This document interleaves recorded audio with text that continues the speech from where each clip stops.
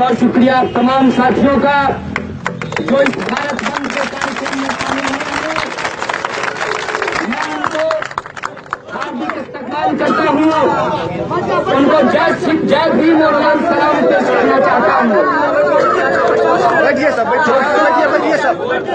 आप सब लोग जो इस कार्यक्रम में, इस भारत बंद के आह्वान में, इस राष्ट्रव्यापी धरने में शामिल हुए हैं, मैं आप सबका हार्दिक स्वागत करते हुए और हमारी आवाज जिन दुकानदार भाइयों तक पहुंच रही है, जिन आम नागरिकों तक पहुंच रही है, जो वाहन चालक हैं, जो आसपास के आम लोग हैं, उन सबसे क्षमा मांगते हुए, उन सबसे माफी मांगते हुए, उनको जो तकलीफ हो रही है उसके लिए क्षमा मांगते हुए एक बात कहना चाहता हूं कि ये एक दिन की तकलीफ इस देश के अंदर हजारों साल से जो तकलीफ दी जा रही है उसको खत्म करने के लिए है।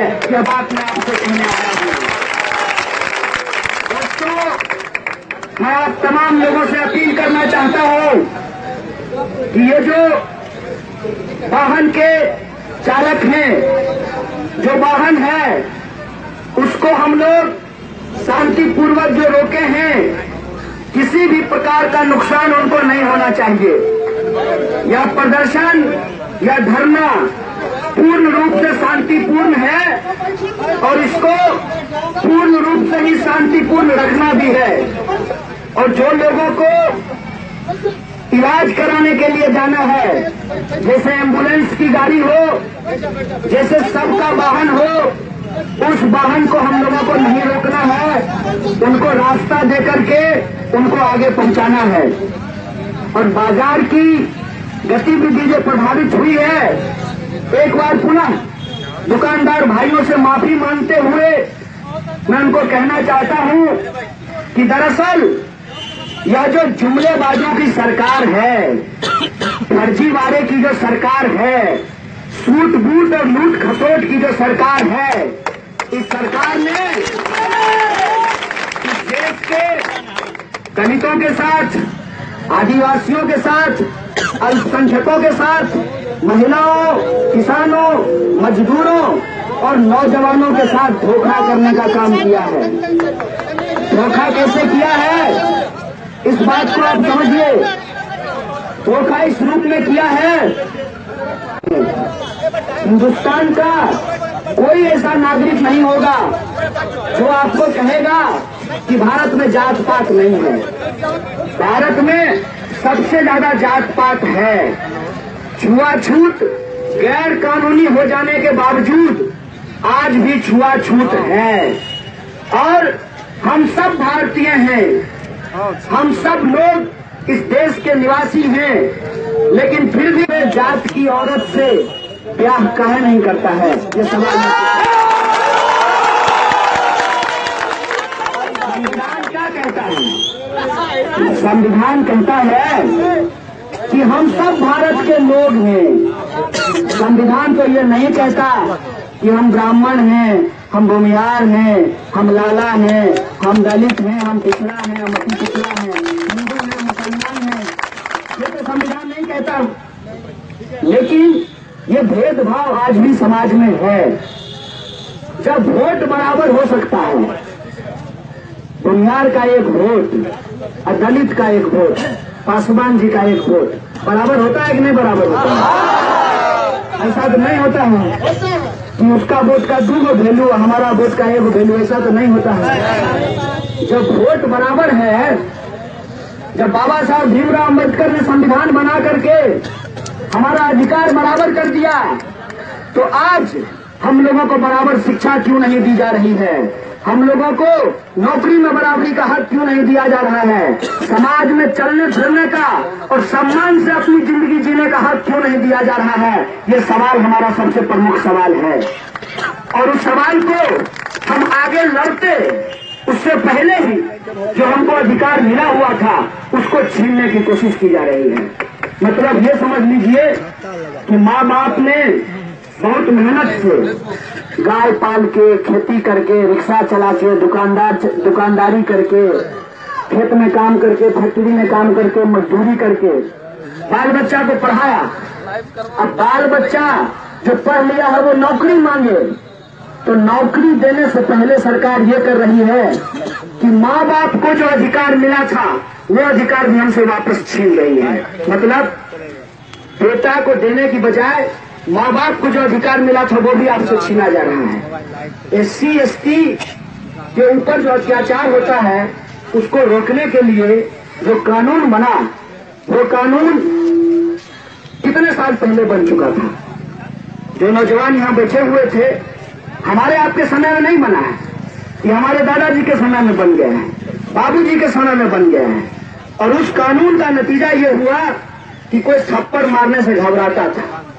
एक थप्पड़ मारने के लिए जाता था तो दूसरा कहता था कि रे मत मारो, थाना में जाकर के SC ST का केस कर देगा। उस कानून को आज क्यों कमजोर किया जा रहा है? उस कानून को इसलिए कमजोर किया जा रहा है कि उसका कारण समझिए कि जो छोटा छोटा जमीन का टुकड़ा है, उस जमीन के टुकड़े पे जो भू माफिया है उसकी गिद्ध वाली नजर है, और बच्चा उसका बेरोजगार है।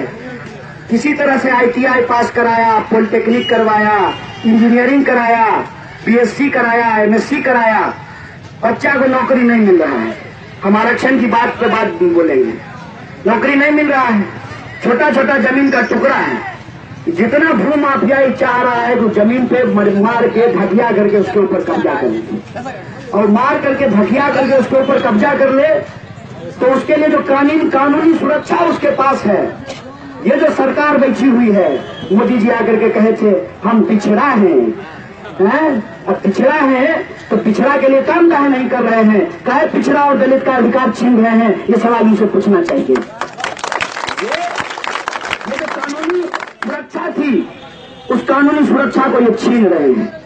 अब आप हमको एक व्यवहारिक बात बताइए, छोड़ दीजिए दूसरा जात का नाम नहीं लेंगे, एक अपने ही जात, अपने ही टोला का एक उदाहरण आप समझिए कि दो पड़ोसी के बीच में लड़ाई हो गया है। जो बड़वार है, जो ताकतवर है, वो कमजोर को मारता है, तो जो कमजोर आदमी है वो थाना जाने का हिम्मत करता है। और थाना जब जाता है तो मुंशी क्या कहता है? मुंशी कहता है 500 रुपया दीजिए तब केस लिखेंगे। 200 रुपया उसको मजदूरी मिलता है, तो 500 रुपया घूस कहाँ से देगा? उसके बाद केस रजिस्टर नहीं होता है। उल्टा जो ताकतवर आदमी है वो थाना में और पैसा दे करके उसी पे केस करवा करके उसको डंडा से पिटवाता है। ये होता है कि नहीं होता? अब नया बदलाव आया है कानून का। पहले क्या था कि SC ST श्रेणी में, कैटेगरी में, जो जिसको लोग अपभ्रंश में तरह तरह का नाम लेता है, हम लोग कुछ तक भाषा का इस्तेमाल नहीं करना चाहिए। बाबा साहब बोले हैं संविधान में जो शब्द है उस शब्द को ही हम लोग बोले, और वो शब्द है दलित। हम लोगों को हरिजन, शूद्र, इस सब भाषा का इस्तेमाल नहीं करना चाहिए। दलित शब्द है उसके लिए। तो जो दलित समुदाय के लोग हैं वो जब केस करने के लिए जाते तो SC ST एक्ट लगता उसके ऊपर, और SC ST एक्ट में अगर केस होता तो उसको बेल नहीं होता, तो जेल जाना पड़ता। जेल जाने से कहते हैं कि मार वोट भागे, तो लोग अत्याचार कम किए थे इस डर से कि केस हो जाएगा। आप कह रहे हैं बदलाव करके कि SC ST केस तब लगेगा जब SP साहब बोलेंगे। बताइए, यहाँ मुंशी या दरोगा बात नहीं सुनता है तो SP साहब के पास कौन जाएगा? संभव है? खड़किया में झगड़ा हुआ है, और मान लीजिए उधर अपना सिमरिया घाट बिंटोली में झगड़ा हुआ है, तो पहले बेगूसराय जाएगा, SP साहब के पास गुहार लगाएगा तब केस होगा। तो फिर SC ST थाना बनाने का क्या मतलब है? अलग अलग SC ST थाना बना था ना भाई। अत्याचार रोकने के लिए कानून बना कि नॉर्मल थाना में इनका केस रजिस्टर नहीं होता है, FIR नहीं लिखा जाता है, इसीलिए SC ST थाना बनाया था। अब SC ST थाना छोड़ दीजिए, आप SC ST सुरक्षा के लिए जो कानून है कानून को ही खत्म कर रहे हैं। मैं बार बार कहता था कि ये जो सरकार आप लोग चुन रहे हैं, ये कमल की फूल आपकी सबसे बड़ी भूल है, इस बात को आप जान लीजिए। इसलिए है कि ये पैसे वालों की सरकार है, ये लुटेरों, बेईमानों, सामंतियों, जातिवादियों की सरकार है। क्या कहते हैं मोदी जी? हमने दलित को राष्ट्रपति बनाया है, बहुत बढ़िया बात। आप दलित को राष्ट्रपति बनाए हैं, इसके लिए आपका स्वागत करते हैं। लेकिन एक तरफ आप एक दलित को राष्ट्रपति बनाइएगा और बाकी सब दलित को रोड पर मरने के लिए छोड़ दीजिएगा। कहाँ का न्याय है? एक तरफ शहनवाज हुसैन को अपना दामाद बनाइएगा और बाकी मुसलमान को मरने के लिए छोड़ दीजिएगा। कहाँ का न्याय है? जानते हैं क्या है? यह हाथी का दांत दिखाने का कुछ और खाने का कुछ और। मोदी जी कह तो देंगे,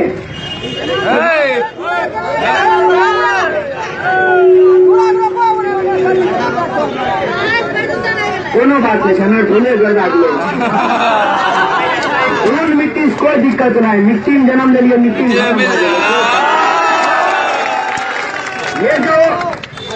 ये है एक तरफ आप दिखा रहे हैं और दूसरी तरफ आप एक एक करके अधिकार छीन रहे हैं।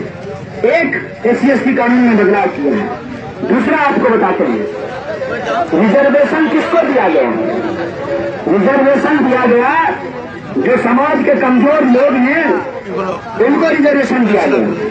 अब रिजर्वेशन में नया बदलाव क्या लाया गया है कि आप यदि कैटेगरी में फॉर्म डाले हैं जिसमें आपको जाति प्रमाण पत्र लगता है, लेकिन आपके पास इतना क्षमता है कि आप कैटेगरी के बाहर कंपीट कर गए तो आपका कंपटीशन जो है वो कंपीट नहीं माना जाएगा, क्योंकि आप फॉर्म जो है वो कैटेगरी में डाल दिए हैं। ये कहाँ का न्याय है? इसका मतलब आप दलित को हमेशा दलित बना के रखना चाहते हैं, आप पिछड़ा को हमेशा पिछड़ा बना के रखना चाहते हैं, अति पिछड़ा को हमेशा अति पिछड़ा बना के रखना चाहते हैं। आरक्षण दिया ही इसीलिए गया था ताकि समाज में जो ऊंच नीच है वो ऊंच नीच को समाप्त करके समता मूलक बराबरी का समाज बनाया जाए, इसीलिए आरक्षण दिया गया। और उस बराबरी को ये सरकार मानने से इनकार कर रही है। मतलब 50% सीट 150 उनका खाते में रिजर्व कहते रिजर्वेशन की जरूरत नहीं है। अब 50% 150 करके कि तो 85% आदमी 50 मारा मारी करो, ये है बदलाव। तीसरा जो सबसे महत्वपूर्ण चीज है उसको समझिए, सरकारी स्कूल बंद होगा, इसका नुकसान किसको होगा? सरकारी स्कूल बंद होगा तो गरीब आदमी को नुकसान होगा, सरकारी अस्पताल बंद होगा तो गरीब आदमी को नुकसान होगा, सरकारी कॉलेज बंद होगा तो गरीब आदमी को नुकसान होगा। एक एक करके तमाम सरकारी स्कूल बर्बाद कर दिया गया है।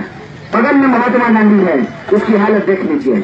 गांव के क्या गो पैसा वाला लोग अपन बाल बच्चा के महात्मा गांधी में पढ़ा भेजे छथिन, क्या गो पैसा वाला लोग इस मिडिल स्कूल है ओकरा पढ़ा भेजे छथिन अपना किए, उनका पास पैसा है तो अपना बच्चा के बाहर पढ़ाई लेथिन।